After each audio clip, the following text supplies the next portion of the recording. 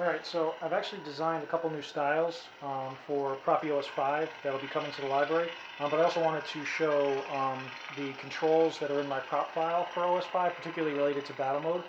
So this first new style, this is a new unstable Kylo Ren.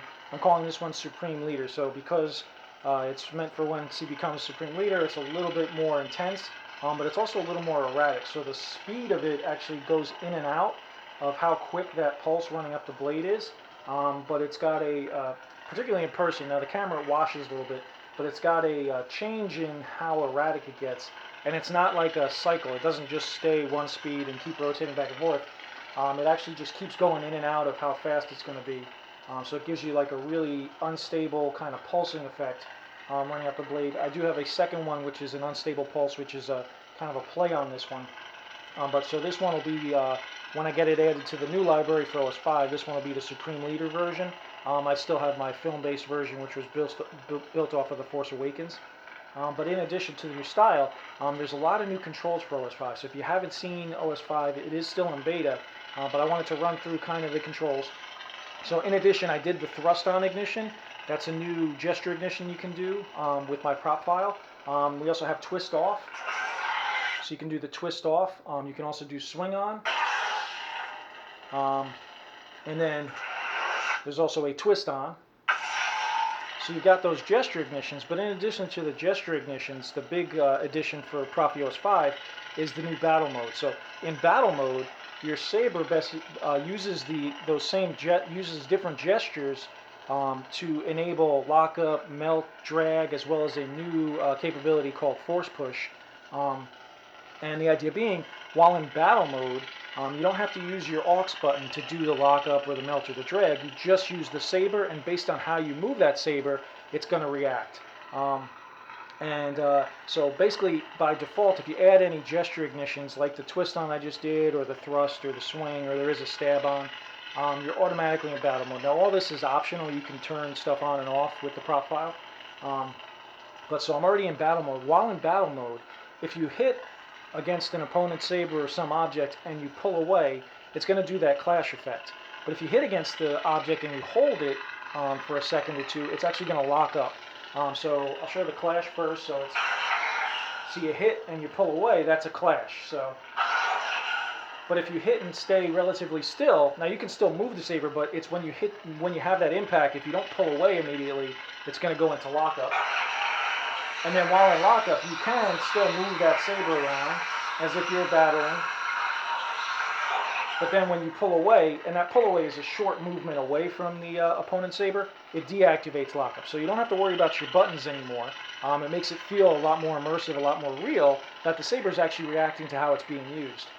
In addition, in battle mode, the melt effect is changed. So for melt, you just stab an object and it's going to do melt until you pull away from that. And you can still change the temperature by turning, but then when you pull away, it's going to deactivate melt. And drag, both in battle mode and outside of battle mode in my prop file, instead of being a downward clash, it's actually going to require a downward stab. So the idea being, if you actually were doing a battle, you'd want to be able to block down low or lock up down low. So I took away the drag being down low, and the drag now is just a straight stab down. And then when you pull away, it turns off. And then, in addition, within battle mode, the control for lightning block is still going to be the same because it's not actually a gesture that controls that. So if you're in battle mode or out of battle mode and you want lightning block, you're just going to hold the power button and click aux. So that was the lightning block. And then blast. So blast both in and out of battle mode. Normally you just hit the aux button. So I do have new styles coming for blast. So typically your blast effect is the same effect, just happening at different points of the blade. But for realism, if you're actually deflecting blast from all different angles, it should look different every time it hits the blade. So if it hits the blade and goes right back and hits the opponent who shot you, it should hit one way. If it just skims off the blade, it should be another. If it's absorbed by the blade, it should be another. So using a new effect sequence, and this will be in the library when OS5 releases, there's actually going to be different blast effects every time you do it. So I'll show them first with the aux button. So that was one, but that's a different one. A different one. So every time you do the blast, it's actually a different effect, just to give you a little bit more, change it up. Instead of it just being that same spot, just appearing at different points of the blade, you actually get some that'll hit the blade and impact, some that'll spread across the whole blade, some that'll fade out. So when they're all mixed together, so every time you do it, you get a different effect. But while in battle mode or out of it with my prop file, you can also do the multi-blast. So multi-blast, if you hold and release aux, you'll get a blast sound but no effect. And then every time you swing to deflect, you'll get a different blast effect. And some of these blast effects also respond to how quick you're swinging to deflect, and they'll change their size based on it, or how fast they move. So every time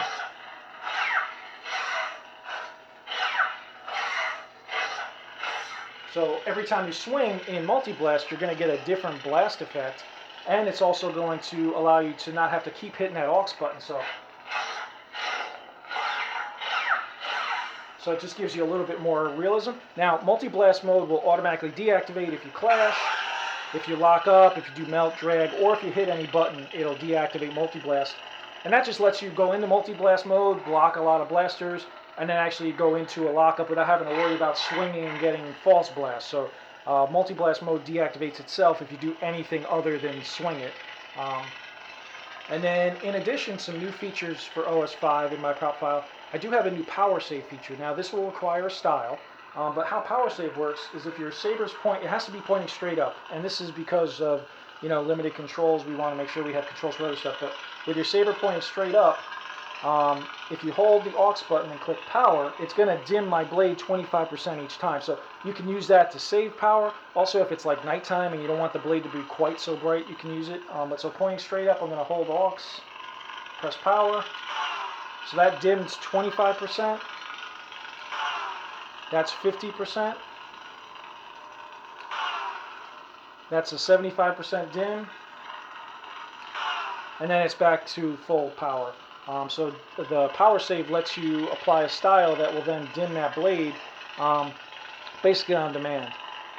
So those are the main effects. Now we do have color change, which is holding aux, press power, and then you turn your saber. And there's a lot of other new features that were in OS4 that have carried over. I do want to show a couple other changes while your blade is off. So while the blade is off, there is also a new on-demand battery level. So the battery level, you can style it however you want. This one's going to be full. If the blade is full and green, it's a full battery. If it's low and red, it's an empty battery. And if it's midway and yellow, then it's a midway battery. So I've been using this a little bit. Let's take a look. So for the battery on-demand battery level, you're going to hold aux, press power. So I'm about 75% and still kind of green, so I still got a good battery charge on there. And you can style that however you want. Now, because of that holding aux and pressing power, the changing presets is a little different now in this prop file. So the aux button still goes forward. So if you aux, you'll go to the next preset. But if you want to go back a preset now, you're going to point down and press aux. And that's because I wanted to add that battery level check. So if I'm pointing down and press aux, it'll go back to the previous preset. So that's just one change. And then we also do have the volume menu in my prop file. So the volume menu with the blade off, you're going to hold and release aux. And then every time you click aux, you'll get a beep, and it's dropping the volume 10%. So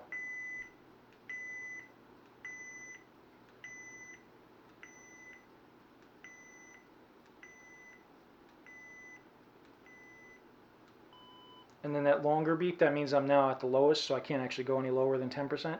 And then if you want to make it louder, you just press the power button.